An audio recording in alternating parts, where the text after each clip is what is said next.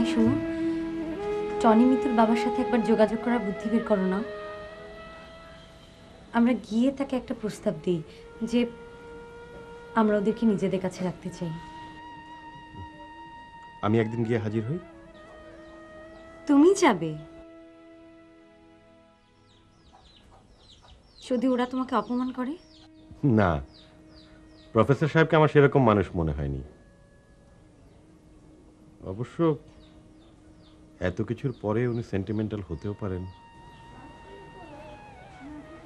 সবচেয়ে ভালো হয় আমাদের সবার ভালো চায় এমন কাউকে পেলে, সেই ওদের বাবাকে কথাটা বলতে পারতো। ঠিক আছে, আমি দেখছি।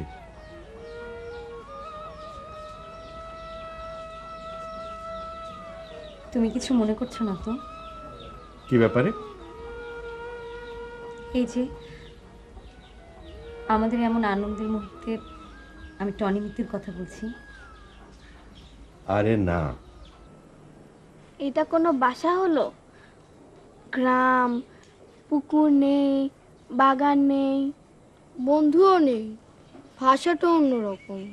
আমার একদম ভালো লাগছে না। আমারও না। চল আবার জামালপুরে ফিরে যাই। কেমন করে? কেমন করে আবার? বাসে করে। তারপর? তারপর রিক্সা নিয়ে বাসায় যাব। তারপর? তারপর দুজনে মিলে থাকবো। তারপর? তারপর বাবা আমাদের খুঁজবে, খুঁজে দেখবে আমরা ওই বাসায়, তারপর আমাদের সঙ্গে থাকবে। ভালো বুদ্ধি দিয়েছিস, কিন্তু আমরা দুজন একা একা কেমনে থাকবো? দুজনে মিলে থাকবো। খাবো কি? আগে যাই, তারপর ওখানে যে বুদ্ধি বের করব। যাবি? না রে। কেন? বাবা কাঁদবে, এমনি তো মা নেই, তারপরে যদি দেখে তুই নেই, আমিও নেই, বাবা ঠিকই মারা যাবে।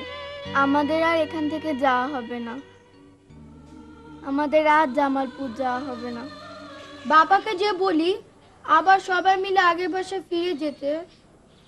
না রে, ও বাসায় আমাদের আর যাওয়া হবে না। ও বাসায় সবাই আমাদেরকে নিয়ে হাসাহাসি করে, আমাদেরকে বাজে বাজে কথা বলে। মাই সব কাণ্ড ঘটালো। মা যে কোথায় গেল? কোথায় আবার? তোকে না বলেছি মা মরে গেছে, মরে গিয়ে শালিক পাখি হয়ে গেছে। এতজনের মা বেঁচে আছে, আর আমাদের মা কেন মরে গেল? আমাদের ভাগ্যটাই খারাপ, সেই জন্যে। টনি, বাবা এসে যদি জিজ্ঞাসা করে এই বাসাটা কেমন লেগেছে, তুই বলিস ভালো। কেন? তা বলবো কেন? না হলে বাবা অনেক দুঃখ পাবে, তুই বুঝিস না?